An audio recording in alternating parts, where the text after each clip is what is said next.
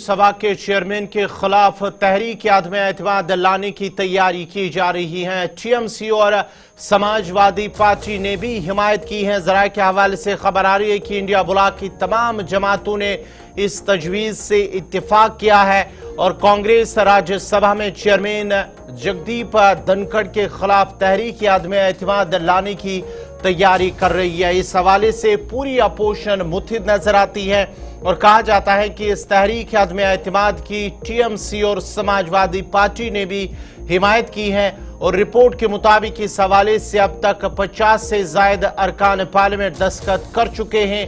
ताहम India block की तमाम जमातों ने इस तजवीज से इत्तेफाक किया है। बताते चले कि बड़ी खबर इस वक्त दिल्ली से आ रही है, जहां पर चेयरमैन जगदीप धनखड़ के खिलाफ अदम एतमाद तहरीक अदम एतमाद की तैयारी की जा रही है और जल्द ही राज्यसभा में अदम एतमाद की तहरीक पेश की जा सकती है। पार्लियामेंट के सरमाई इजलास के दौरान के दोनों ऐवानों की कार्रवाई खुश असलूबी से नहीं चल रही है। उसके साथ ही अपोजिशन के अरकान पार्लियामेंट ने स्पीकर पर मुतअस्सिब होने का इल्जाम लगाया है और यही वजह है कि अपोजिशन जमातें आईन के आर्टिकल 67B के तहत तहरीक आदम एतमाद पेश करेंगे और इस सिलसिले में अपोजिशन की जानिब से तैयारियां शुरू कर दी गई हैं और टीएमसी और समाजवादी पार्टी भी इसका हिस्सा बन रही है। उन्होंने इसकी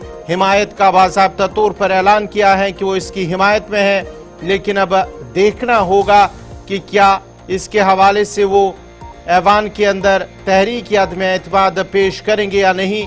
फिलहाल इस हवाले से उनकी जानिब से तैयारियां की जा रही है।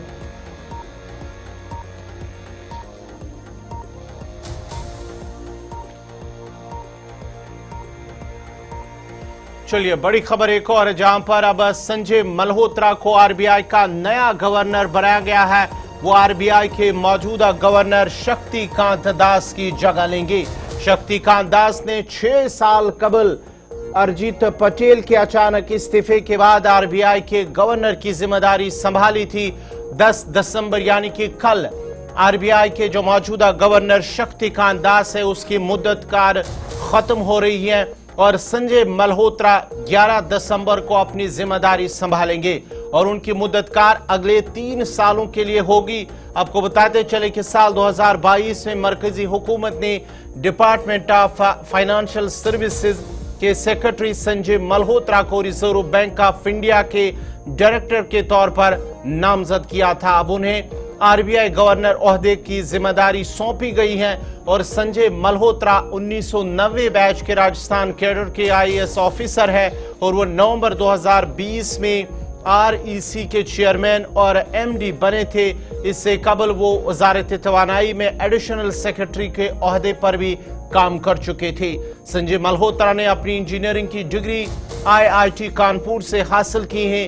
कानपुर में ही वो यूनिवर्सिटी से मास्टर्स मुकम्मल किया उन्होंने और गुज़िश्ता 30 सालों से मल्होत्रा ने पावर, फाइनेंस, टेक्नीशियन, आईटी और दीगर महकमों में अपनी खदमात भी अंजाम दी है। और आपको बताते चले कि रिजर्व बैंक का काम सेंट्रल बोर्ड ऑफ डायरेक्टर्स देखता है। चूंकि संजय मल्होत्रा को इसका पहले से ही तजुर्बा है और इसलिए हुकूमत ने उन्हें गवर्नर के ओहदे पर फाइज किया है। बोर्ड की तश्कील हुकूमत के जरिए reserve bank of India act के तहत की जाती है और हुकूमत 4 साल के लिए डायरेक्टर की तकर्री या नामजदगी करती है।